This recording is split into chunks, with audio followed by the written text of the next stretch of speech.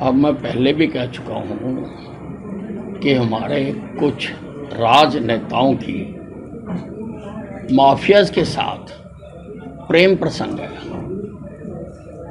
और जब किसी माफिया को कोई सुई या कांटा लगता है तो दर्द इन राजनेताओं को होती है, तो इसलिए ये शोर मचाते हैं।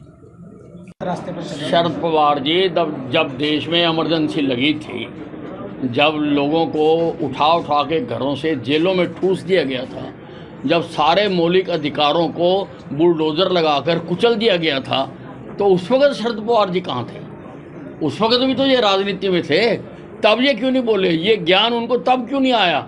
और अब कौन सा उसको किया जा रहा है? जो कुछ हो रहा है कोर्ट के माध्यम से हो रहा है। कोर्ट में हर आदमी को अपनी बात रखने का अधिकार है, और उस सबका सुनने के बाद कोर्टें अपने फैसले दे रही है, और उस पर इतनी चिल पों मचाना ठीक बात नहीं है। अब मैं पहले भी कह चुका हूँ कि हमारे कुछ राजनेताओं की माफियाज के साथ प्रेम प्रसंग है, और जब किसी माफिया को कोई सुई या कांटा लगता है तो दर्द इन राजनेताओं को होती है, तो इसलिए ये शोर मचाते हैं। रास्ते पर चले शरद पवार जी जब देश में इमरजेंसी लगी थी, जब लोगों को उठा के घरों से जेलों में ठूस दिया गया था, जब सारे मौलिक अधिकारों को बुलडोज़र लगाकर कुचल दिया गया था, तो उस वक्त शरद पवार जी कहाँ थे?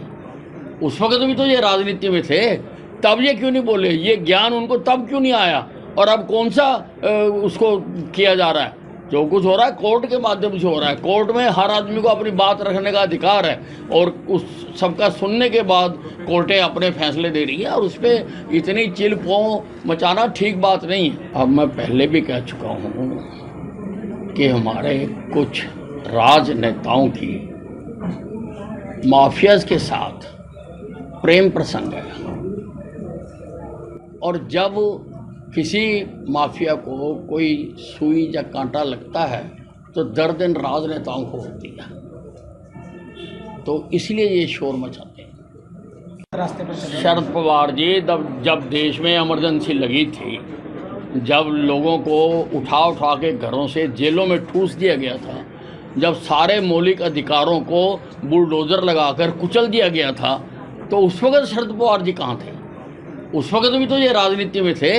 तब ये क्यों नहीं बोले? ये ज्ञान उनको तब क्यों नहीं आया? और अब कौन सा उसको किया जा रहा है?